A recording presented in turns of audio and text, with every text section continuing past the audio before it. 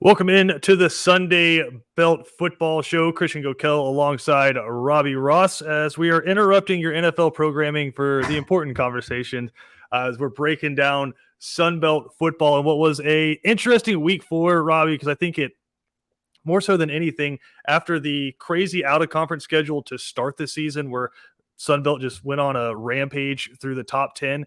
It kind of brought you back to the reality that the Sun Belt is a cannibalistic league. Usually the talent's pretty even around the league. And on Saturday, we saw that a bunch of top teams going down and some teams maybe that you thought were going to struggle have really succeeded at the beginning of the year.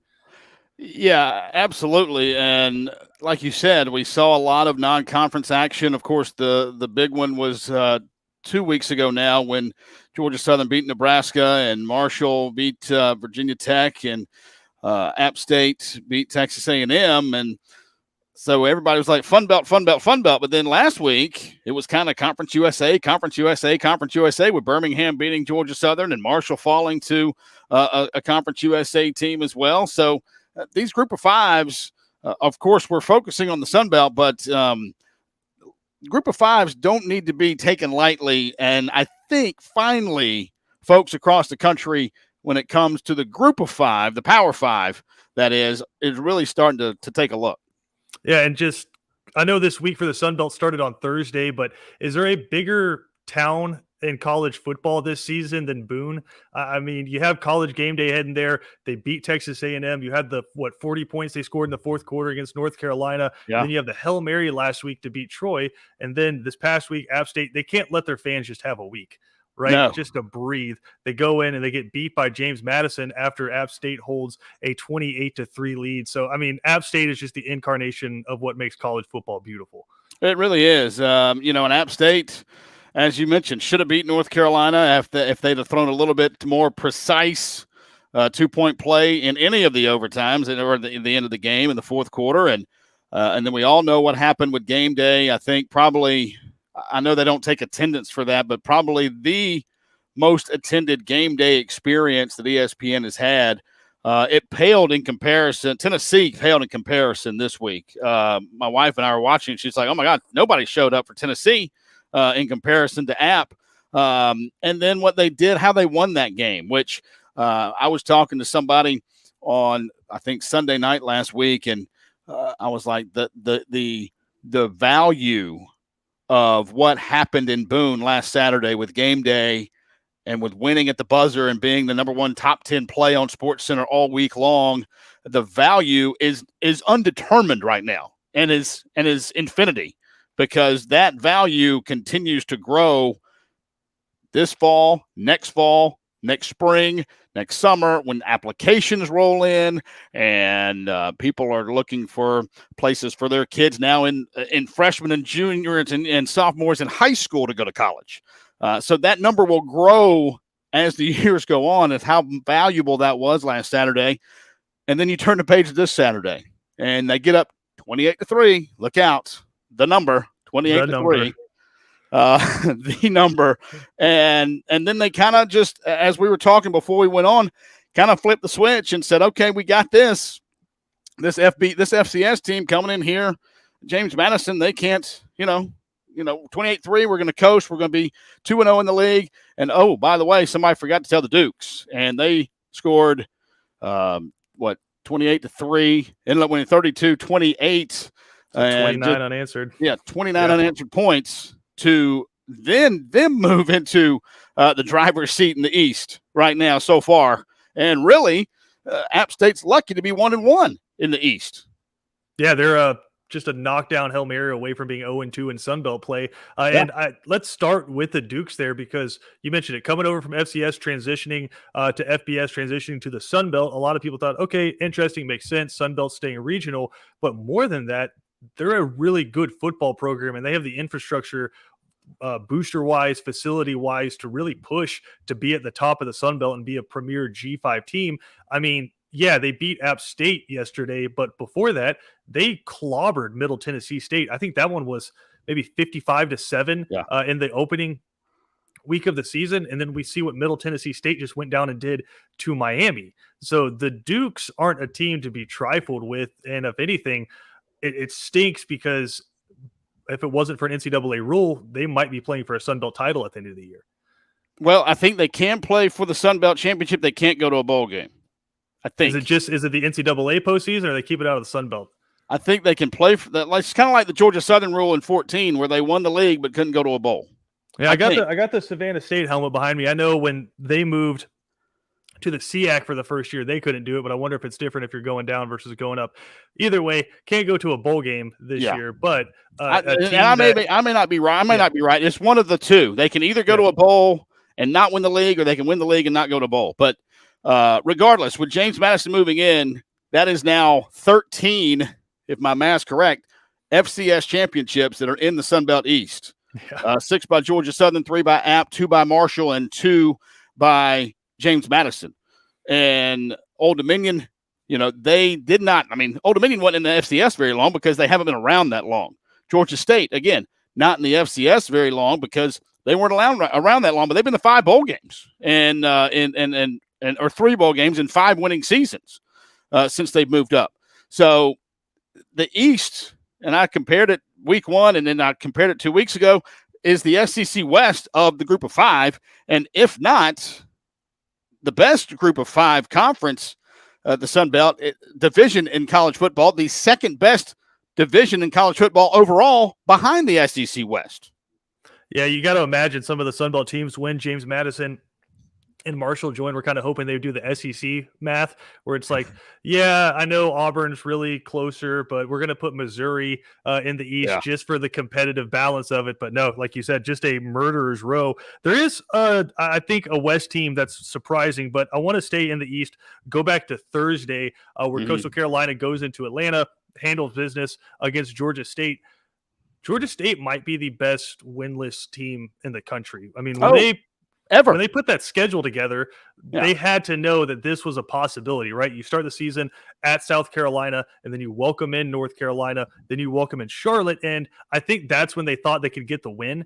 And you aren't able to do that, lose that one by 1 point, and then Coastal Carolina comes to town to start Sun Belt play. So I think for Sean Elliott, this had to be in his mind that, hey, there's a distinct possibility we start 0-4, but not a team that we should bury yet. No, not yet. And I think probably going in, you think with that gauntlet, of course. It doesn't get any easier this week because they play Army. No, it doesn't. It does on the road. And no coach is going to say, oh, well, we'll be lucky to be 1-3. Of course, they're going to want to win all of them. But I think from a fan's perspective looking in, they were going to be lucky to be 1-3 or happy with being 1-3.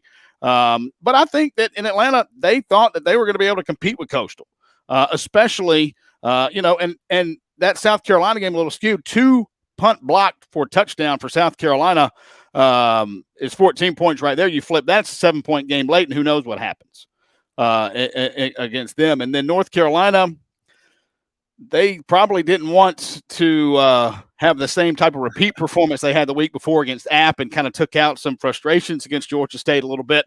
But then the Charlotte game is probably one that Sean Elliott's going to say, I don't know how that got away from us. Maybe they just kind of relax a little bit, thinking, we're done with the directional Carolinas for at least a week before we jump back into another one with it being Coastal. But they just let that kind of slip up on them. And then Coastal, Georgia State just didn't tackle very well Thursday night. Yeah. And that's something that Georgia Southern, if we look ahead real quick, is going to have to really get better about for this coming Saturday when they go to Conway, is tackling against Coastal Carolina, because they broke a lot of arm tackles and ran the ball really well against the Panthers to win that one in Atlanta. And now Coastal a leg up in the East. Of course, Georgia State's not out of it by any stretch of the imagination, because I don't think anybody is going to go to the Sun Belt Conference Championship game with 0 losses in league play on either division. So, I mean, the conference races, you're not going to be out of it with 1 loss. Yeah, Coastal Carolina, one of the unbeatens remaining, along with James Madison inside the Sun Belt. Why doesn't Grayson McCall get the same kind of love that Desmond Ridder did last year? I mean, the dude's been in college football for a long time, has really done nothing but win. I mean, nothing but 10-win seasons for Coastal since he's been there, elected to come back this year for his senior season under Jamie Chadwell up there. And I know it's not the 400-yard games through the air, but what is it about his game that it just doesn't feel like people are giving him the respect I think he deserves? Well, and this is kind of my theory. And, Cincinnati is a big basketball school, and Cincinnati has been on the map a long time for basketball. Coastal Carolina, not really a basketball school, just up from FCS a number of years ago, not very old in terms of FBS school. And I think that's where still some of the Sun Belt teams get slighted in the national picture. When you have a big basketball school like UConn, a lot of people talk about UConn football back when they were winning more than one game or two games a year because they were on the map for basketball. And I think that is why Cincinnati, and plus Cincinnati has had high-profile coaches move on to bigger jobs. So I think it's just a byproduct of the national media. It's nothing against Grayson McCall because he's a fantastic player and has won all the time, all the years that he has been at Coastal Carolina, and continues to, and has still one more year somehow, amazingly. It feels like he's been there forever. Yeah. But I just think that it's just a byproduct. It's nothing against Grayson McCall. It's a byproduct of the national media. And be that as it may, the Sun Belt is definitely, I think, changing that on a weekly basis going forward, and will continue to as the Sun Belt moves into the limelight of the Group of Five school conferences, and these other conferences continue to take steps back, especially when the big conferences go in and grab the more well-known schools like a Cincinnati to play in the Big 12 and move on, and bigger conferences like that. All right, let's move down the schedule a little bit. A team that I don't know that a lot of people expected to be 3-1. I actually think there's a couple of those, but the bigger surprise to me, the team that you're the voice for there at Paulson Stadium, the Georgia Southern Eagles, I think maybe in a Georgia Southern fan's wildest dreams, they could have said, hey, we're going to start the season 3-1. Nobody could have predicted this was the way they were going to do it, right? Yeah. Obviously, everyone knows about the upset to Nebraska, and then you run into a really, really good UAB team that I don't know gets the credit that they deserve, and just an awesome storyline in college football because they wanted to shut that program down. But you come back and you beat a Ball State team that's been competitive in years past, struggling a little bit this year, but handled business. I don't know that a lot of people thought Georgia Southern was going to be handling business in 2022, right? This was just supposed to be house money kind of year, whatever you can do. Even if we're losing games 50-30, at least is entertaining, right? I mean, Georgia Southern came in and said, Clay Helton said, listen, I got kind of a 6-7 month jump start on what a lot of other coaches get just because of how early he was fired in the process. And I think that's paid dividends early for the Eagles. Yeah. And he wants to win, and he wants to win now. And last night was a struggle in Statesboro.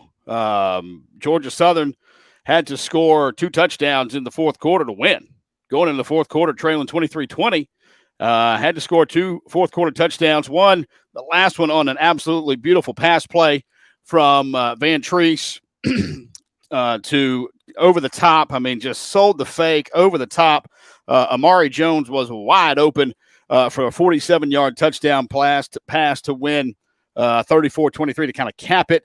J.J. McAfee had a nice touchdown catch and run after the play to take the lead in the fourth quarter. Kyle Van Treese continues, and he's going to be setting records all year long. And if he hasn't already, 26 of 39, throwing the ball 39 times for 310 and 2 touchdowns, no interceptions, no turnovers. Yeah. But defensively going to have to work on tackling a little bit more, as we saw against Birmingham.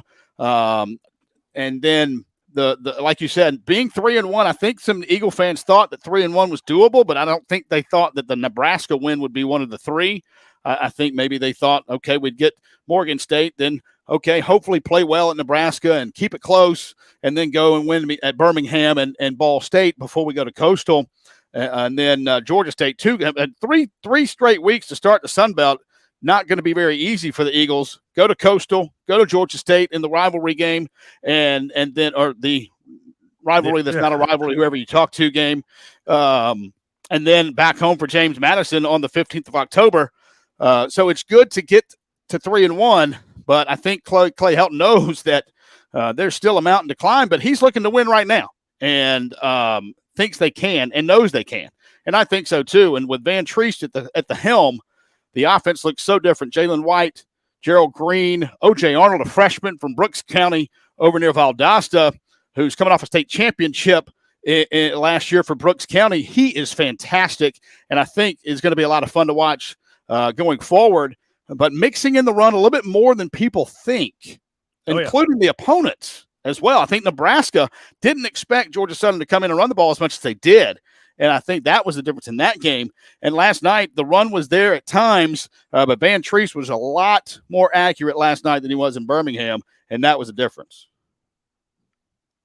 Yeah, and looking at this Georgia Southern team, I know a lot of fans, their heart's still wrapped up in the option, and for good reason, right? You won so many championships, and it's kind of like the starter home, right? It's the first offense you ever had at your school, and it's what you ran and were amazingly successful for. You had the people like Adrian Peterson that played for you in that, and just so many fond memories. And I do think you can still win at a high level with it, but what the offense that Clay Helton has brought in changes is you're never out of a football game.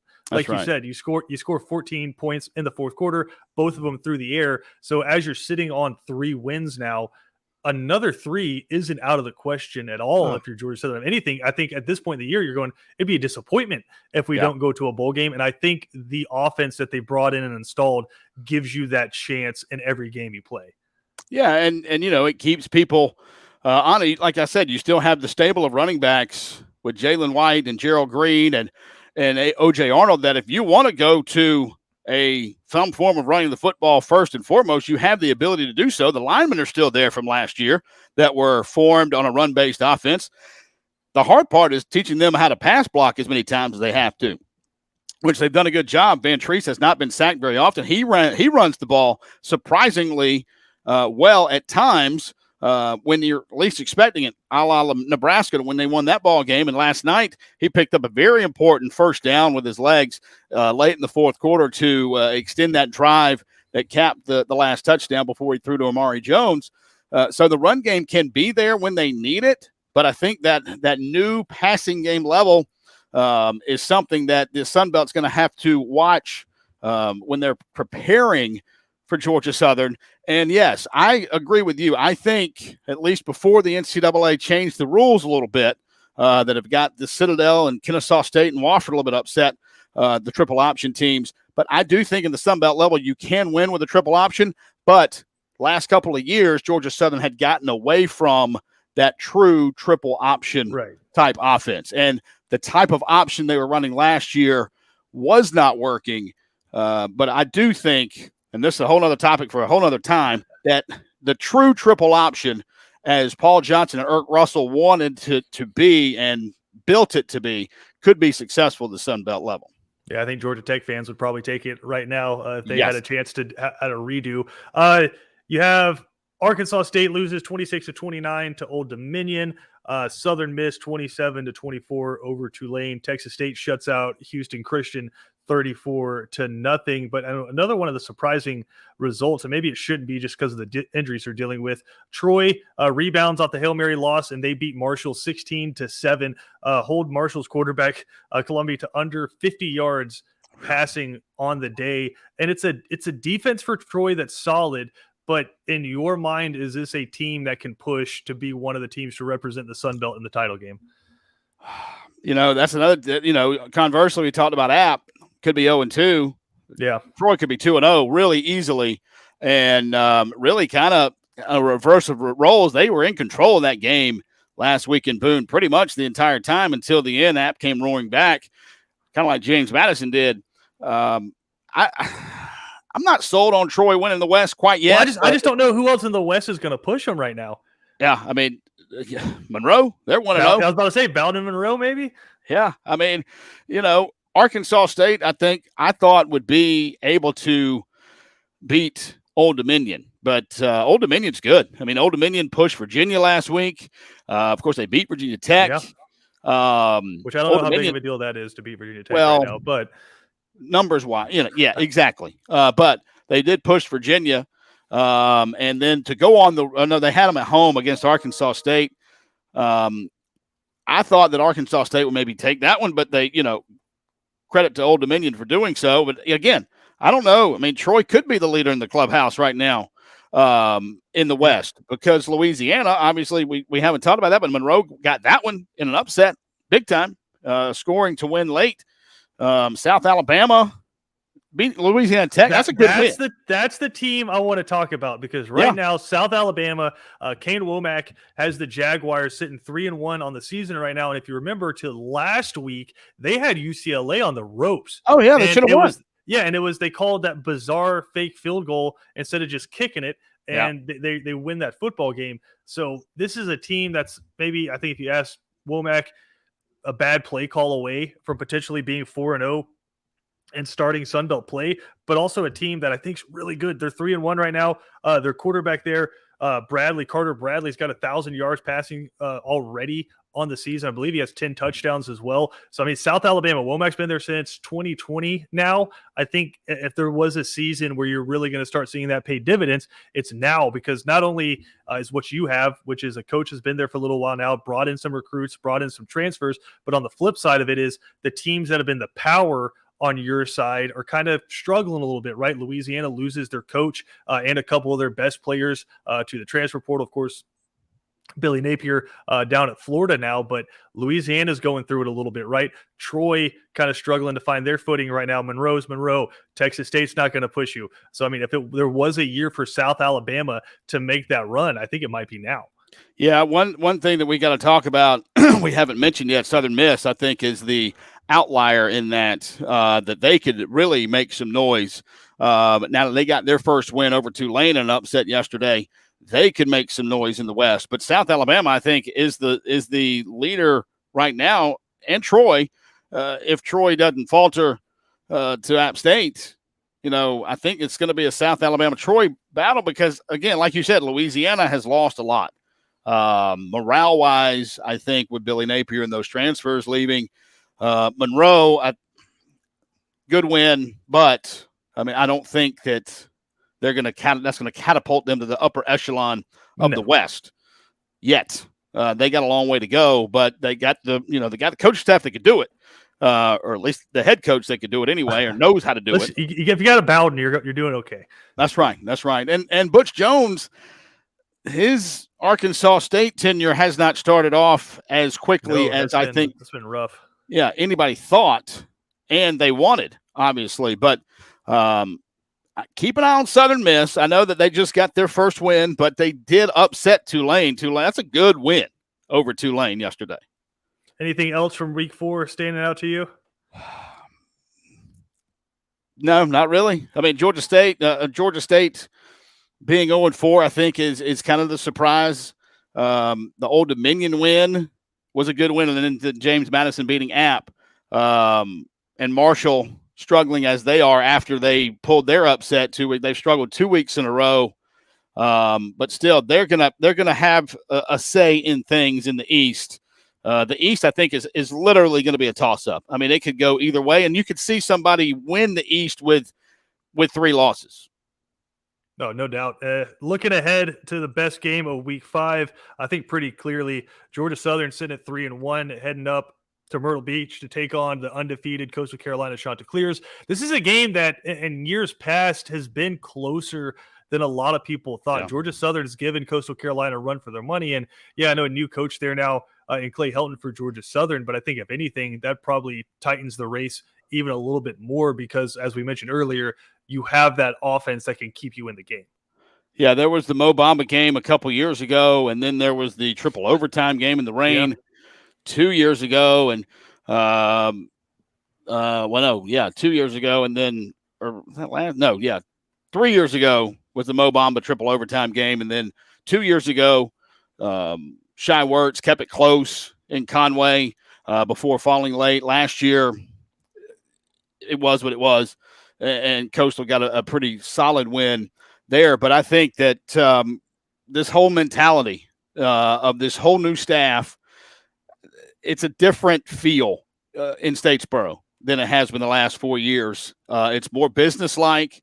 I've talked to a couple players, and they say it's a totally different situation, more businesslike, more disciplined, and you see that on the field as well. The amount of less penalties for Georgia Southern. Yep. And going on the road, it's a business trip. They've been on 2 business trips now. They won one and didn't play their best at Birmingham, although Birmingham was a very good football team, better than Nebraska, I think. But I think they learned from that, and they learned from this past week against Ball State that, you're going to have to play football for 60 minutes to win in this league, and they're going to have to have a good week of practice. They're going to have to tackle a lot better than they did the first 4 weeks of the season, because Coastal is going to want to run the ball and run it physically. But I think Georgia Southern can get out of there with a win. 10-point underdogs opening up. I like the Eagles and the points. I was about to say, that seems like a big spread to me. Yeah. What was the biggest difference between their win at Nebraska and their loss at UAB? I think really, and nothing to take away from him because he's been fantastic, but I think Kyle Van Treese's accuracy against Birmingham was just not there as much as it was the week before at Nebraska. And then the physicality, I think, of Birmingham too. Of course, I can't speak for the coaching staff, can't speak for the players, but I think going in your mind, your and I mind, we're thinking, okay, Nebraska's going to be, oh my God, corn-fed, huge, physical, going to beat us up. That wasn't the case. And then they go into Birmingham. Okay, well, maybe we take a little step back and be a little bit relaxed a little bit. But Birmingham hit them in the mouth physically and on the scoreboard. So I think maybe that was the difference. And then they were a lot more physical yesterday. Not as many broken tackles, but Ball State's going to be good. Ball State's going to win some games in the MAC. And they ran the football well. They had a good quarterback, and they're going to play good football in the MAC. But I think Georgia Southern going on the road the next 2 weeks, Clay Helton is probably going to say, hey, look, guys, okay, this is it. These first 2, we got to at least come out with a split, if not sweep. Yeah, and I think right now, class of the Sun Belt, probably Coastal Carolina. But after that, I think it's a really big question mark. App State has struggled. Marshall has struggled. But I want to stay on Georgia Southern for another second. I know people like it's the Sun Belt show. It's not the Georgia Southern show. But I think the point you mentioned there with Nebraska, where you think, okay, they're a Power 5 team. They're Nebraska. They're going to be bigger, more physical, going to be able to push Georgia Southern around. Nebraska, Georgia, Alabama, Tennessee, Florida, Ohio State, when they want big dudes and they need guys to play on their line of scrimmage, you know where they go? South Georgia. Yeah. You know where Georgia Southern's located? South Georgia. I mean, those guys got to fly in to get these folks, and Georgia Southern's just surrounded by them. So if there's anything, I think it's good that Georgia Southern's going to be, it's not going to be pushed around. They're always going to be able to have athletes. They're always going to be able to have big dudes across the line of scrimmage. And with Clay Helton still living off that buyout money from USC, Georgia Southern's not having to pay him an exorbitant salary right now. And it's the way he wanted it, because he wanted to be able to pay really high quality, like a Brian Ellis, to come in and be an offensive coordinator and to upgrade the facilities. So if there's a program right now that you need to watch out for and is already exceeding expectations, not to be homerish here, I know I got the Georgia Southern helmet above my shoulder, but Georgia Southern's got a lot of good things going for it. Yeah, and the indoor facility is being built. I think they laid the foundation. I looked over to the left of my seat to see that they're done pushing dirt and they're laying foundation. That's going to be fantastic. Finished next summer, and will do nothing but help this program. But yeah, I mean, the athletes are there. A lot of recruits there yesterday. More recruits than I remember being there in years past. So yeah, there's excitement around the program, and it only gets more exciting with more wins that you notch in your belt. And a win in Conway Saturday afternoon for the Eagles will go a long way to not only solidifying bowl eligibility later on this year, but also going forward in the Clay Helton era in year 2 and 3, and hopefully beyond that. Yeah, game day went to the wrong Carolina game. They went to Clemson, NC State. You got to head on down to Myrtle Beach, go to Conway for Georgia Southern against Coastal Carolina. I think uniform of the week last week to me was South Alabama. I don't know if you got a chance to see their helmet, but those things were outstanding. No, the question I have for you for this coming week is, does Georgia Southern stick with the blue pants? I know there's not many teams around college football where the fans want you to be more traditional than a Georgia Southern. We sticking with the blue pants, or are they going to go white? It's hard to beat those all white unis with that blue hat. And the blue pants served them well in Nebraska. Didn't serve them so well in Birmingham. Retire them after that. Yeah, I think we'll see all white in Conway. That navy and the teal field, it's not going to mix. For Robbie Ross, I am Christian Goeckel. If you want to listen to this in a podcast form, if you missed any of it, you can check out Southern Pigskin on Spotify or Apple Podcasts. You can also watch it in its entirety on YouTube. If you want to read more about the Sun Belt and everything we got going on, head to southernpigskin.com. Robbie, I appreciate it, brother. I'll catch up with you next Sunday. All right, thanks.